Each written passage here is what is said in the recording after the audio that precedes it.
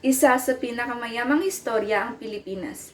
Ngunit, paano nga ba tayo nag-umpisa?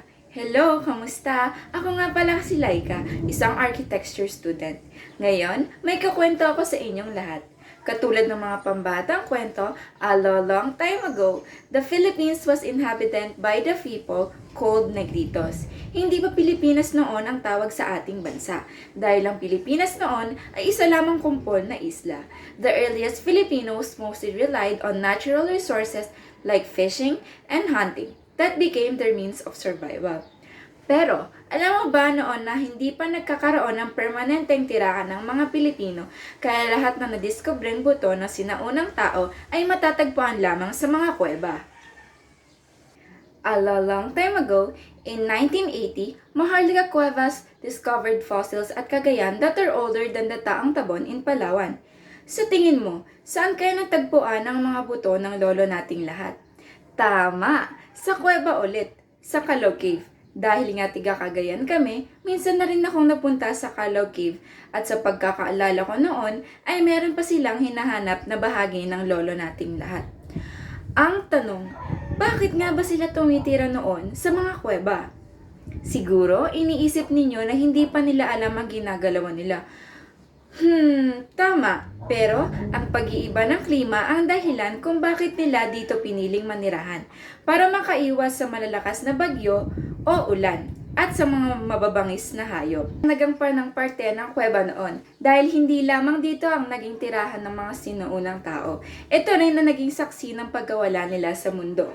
Kaya, naging protected area na rin ang iilan sa mga ito dahil na rin sa mga guhit ng mga sinaunang tao sa kuweba na nagpapakita ng pamumuhay nila noon.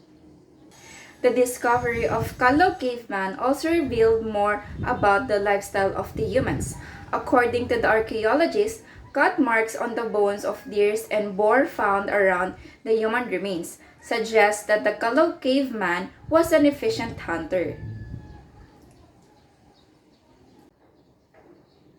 Another example of prehistoric houses are the tree houses that are made of high branches for 20 to 30 to 60 feet above ground, and the lintel dwellings with or without floorings. It is a single pitch roof supported by rafters that are suitable for the lifestyle of Negritos. Of metal tools. Isa pa sa mga ating lolo ay natagpuan sa Tabon Cave. Appears to be kind of Stone Age factory with both finished stone flake tools and waste core flakes having been found at 4 separate levels in the main chamber. Matagal na palang gumagamit ang mga Pilipino ng uling.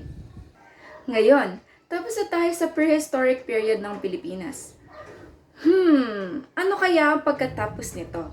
A long time ago, Filipino drastically changed because they are knowledgeable enough to develop things. Katulad na lamang ng kanilang mga tirahan. Hindi naman sanilisan nila ang kuweba, pero nagkaroon na sila ng tirahan sa patag.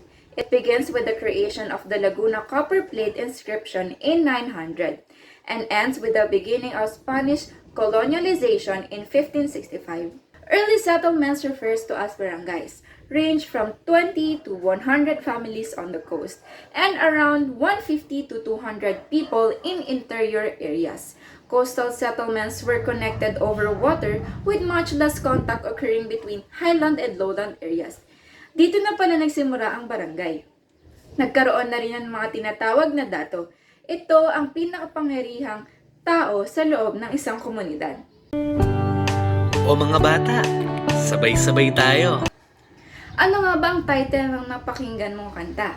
Alam mo ba sa panahon na iyon, bahay kubo ang isa sa mga naging tirahan ng mga Pilipino? They build houses using bamboo and nipa to make the house easier to lift and move.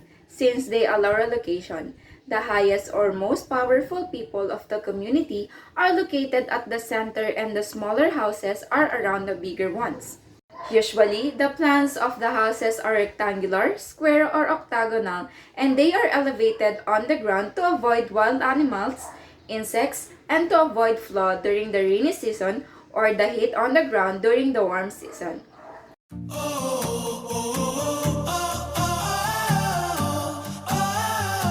The materials used on the flooring are bamboo, wood, rattan, or any lightweight natural materials that can easily be removed for the floor joints. Alam mo rin ba na sa iba't ibang rehiyon ng Pilipinas ay may kanya-kanya silang bersyon ng bahay kubo? Iyon lamang ang patunay na noon pa man ay marami ng pagkakaiba ang mga katutubo. Ngunit, isa lamang ang sigurado ko, iba-iba man ang mga ito, nag-iisa pa rin ang ating identidad.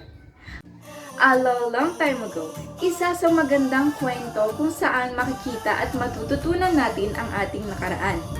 Next time again, long time listeners. Bye! Sa muli, ako nga pala si Laika, and I hope you learn something new about the past.